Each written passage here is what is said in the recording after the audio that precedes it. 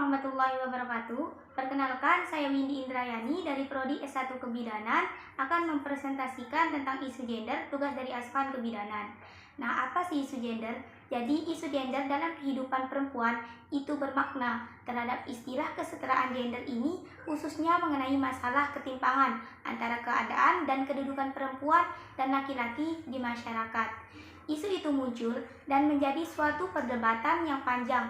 Hal tersebut dikarenakan perempuan masih memiliki kesempatan terbatas dibandingkan dengan laki-laki untuk berperan aktif dalam berbagai program dan aktivitas lainnya di masyarakat, seperti kegiatan ekonomi, sosial budaya, pendidikan, organisasi, dalam kelembagaan, dan sebagainya. Berdasarkan definisi di atas, maka yang dikategorikan dengan gender misalnya hal-hal berikut. Yang pertama, yaitu perempuan melakukan pekerjaan rumah tangga, sedangkan laki-laki dianggap tidak pantas. Yang kedua, tugas utama laki-laki mengelola kebun, tugas perempuan hanya membantu.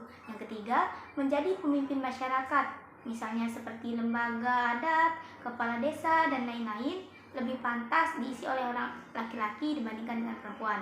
Yang keempat yaitu kegiatan PKK dan program kesehatan keluarga lebih pantas oleh perempuan dibandingkan laki-laki. Nah, dengan keadaan kemajuan zaman, di Indonesia sudah banyak perempuan yang menjadi dokter, insinyur, peneliti, dan masih banyak lainnya. Banyak perempuan juga yang berbakat menjadi pedagang atau pengusaha. Di sekolah, banyak anak-anak perempuan yang lebih pintar dari anak laki-laki. Program pemberdayaan perempuan dalam multidimensional dan lintas sektoral. Nah, program pemberdayaan perempuan usaha sistematis dan terencana untuk mencapai kesan kesetaraan dan keadilan gender dalam kehidupan keluarga dan masyarakat realita yang terjadi. Fenomena atau bentuk-bentuk ketidakadilan gender yang berkembang di masyarakat. Yang pertama, yaitu subordinasi atau penomorduaan. Yang kedua, marginalisasi atau peminggiran ekonomi. Yang ketiga, beban kerja berlebihan. Yang keempat, cap-cap negatif atau stereotip. Yang kelima, yaitu kekerasan. Nah, tujuan pembangunan pemberdayaan perempuan yaitu untuk meningkatkan status, posisi, dan kondisi perempuan agar dapat mencapai kemajuan yang setara dengan laki-laki untuk membangun anak Indonesia yang sehat, cerdas, ceria, dan bertakwa serta terlindungi. Kajian gender dalam pelayanan kebidanan dan kesehatan itu seperti apa sih? Jadi, gender merupakan konstruksi masyarakat atas peran sosial dan hubungan, karakter, sikap, tingkah laku, nilai, kekuasaan, pengaruh antara dua jenis kelamin, perempuan dan laki-laki.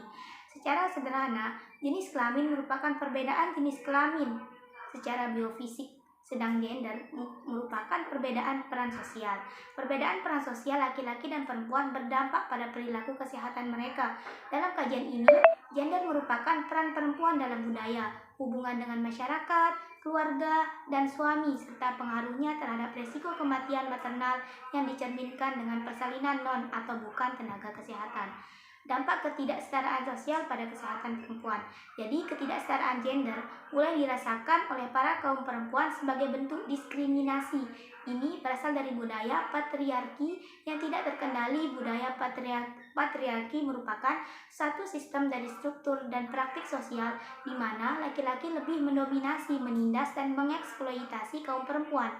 Salah satu bentuk budaya patriarki ditandai dengan banyaknya kasus kekerasan dalam rumah tangga yang merugikan kaum perempuan di keluarga. Perempuan hanya dianggap sebagai sumber tenaga domestik yang dibayarkan untuk melestarikan pekerjaan laki-laki atau suami mereka serta melahirkan dan membesarkan anak-anak mereka yang kelak menjadi tenaga kerja generasi baru. Nah, bentuk-bentuk ketidakadilan gender yaitu tadi seperti subordinasi, kondisi yang menempatkan perempuan pada posisi yang lebih rendah dari laki-laki. Contohnya, seorang ibu yang tidak diberi kesempatan untuk mengambil keputusan dan menyalurkan pendapat. Yang kedua, stereotip atau gender, penandaan terhadap suatu kelompok tertentu yang seringkali merugikan dan menimbulkan ketidakadilan. Contohnya, pendapat bahwa perempuan sering berdandan untuk menarik perhatian lawan jenis, atau dapat dilihat dalam ketentuan pasal 5 mengenai Perma nomor 3 tahun 2017. Yang ketiga itu ada beban ganda, di mana beban pekerjaan yang diterima salah satu jenis kelamin lebih banyak dibandingkan jenis kelamin tertentu. Contohnya, perempuan yang memiliki peran dalam mengurus rumah tangga, memastikan suami dan anak dalam keadaan baik, melahirkan, menyusui, atau dapat dikatakan bahwa perempuan memiliki beban kerja majemuk, tetapi seringkali tidak dihargai dan tidak dianggap.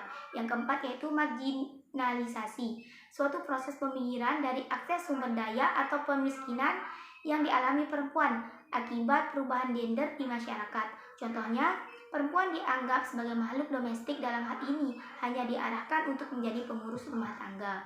Nah, yang kelima yaitu kekerasan. Adanya perlakuan kasar atau tindakan yang bersumber dari sumber kekerasan, salah satunya kekerasan terhadap jenis kelamin tertentu, yaitu perempuan, terhadap anggapan gender yang eksis dan diakui di masyarakat patriarki berpusat pada kekuasaan laki-laki. Misalnya, anggapan bahwa perempuan itu lemah, pasrah, dan menjadi objek seksual, sehingga dalam konteks ini dikenal istilah gender based atau violence. Terima kasih. Hanya itu yang dapat saya sampaikan. Kurang lebihnya mohon maaf. Wassalamualaikum warahmatullahi wabarakatuh.